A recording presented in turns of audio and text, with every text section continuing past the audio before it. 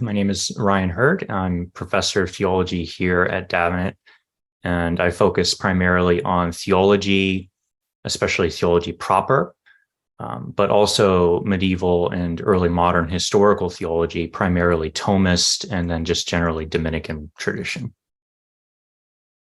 So that's not typically the sorts of things that you hear Reformed professors specialize in.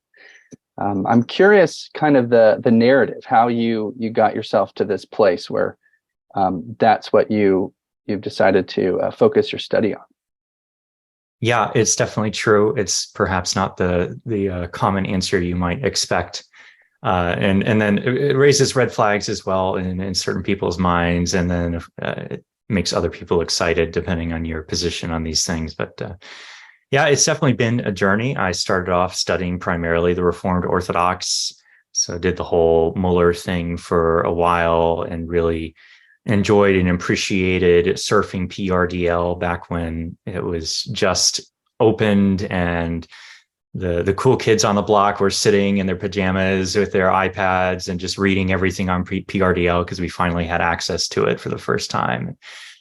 Yeah, so did a lot of Reformed Orthodox study, primarily historical theology stuff, and then gradually more and more moved medieval, and also along that time became more and more Thomist. I kind of caught the Thomist bug and just fell in love with Thomas Aquinas. And also during that transition from like early modern theology and primarily Reformed Orthodox theology, moving more medieval, I started to gradually transfer more from historical theology to actual theology itself, primarily doctrine of God, more recently doctrine of Holy Scripture.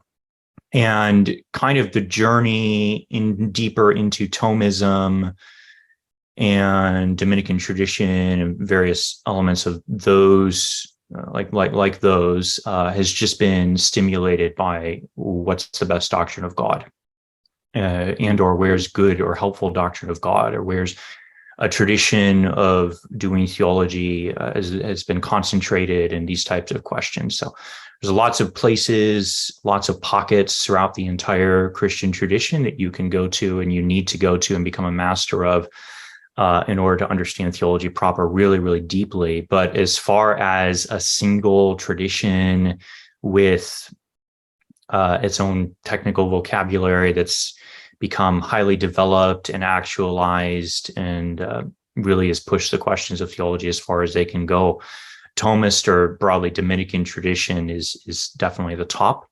And so if you want to understand theology proper at the deepest levels, you really need to become an expert in those kinds of traditions.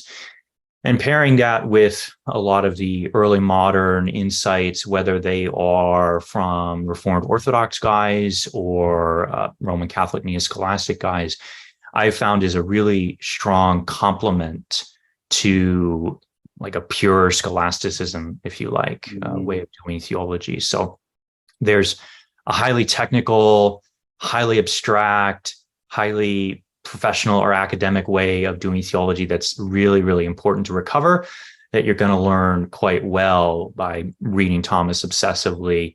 But in order to be able to translate that for quote unquote normal people today, but also translate that into contemporary theology, contemporary professional theology, other early modern dialogue partners, whether they're Reformed Orthodox or Roman Catholic Neo-Scholastics, are really, really helpful and important to study.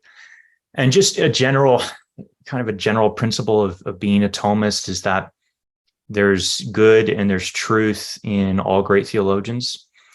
And the practice of recycling or integrating or sublating the various insights that are found throughout a large body of thinkers or a large number of individual thinkers is really helpful and important for becoming a theologian who has more and more universal insight into the nature of the subject matter, whether that's God or all things in relation to God. So someone like a Thomas Aquinas really became Thomas Aquinas because he was set to the task of incorporating all the insights of the fathers under the pressure of commenting on the Lombard sentences.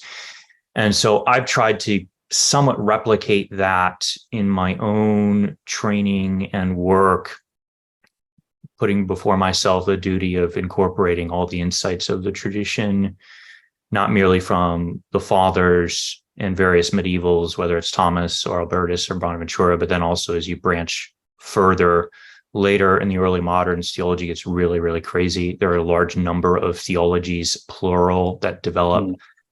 Reformed Orthodox have a large number of very distinct theologies, and similarly with Roman Catholic Neo-Scholastics that really break with scholasticism. So capacity to reincorporate them, to take what is good, leave what is bad in all elements of the tradition has been good practice to sharpen theological skills. And that's kind of what I've been trying to do. Yeah, that's really glorious. Reclaiming that idea that we bring everything to bear, everything in our tradition to bear on the knowledge of God. That's something that definitely needs to be reclaimed when people try to stake out very kind of hard lines between theological traditions from which you can't cross. They're kind of breaking down some of those walls so that we can get to know God, which is like why we're all here.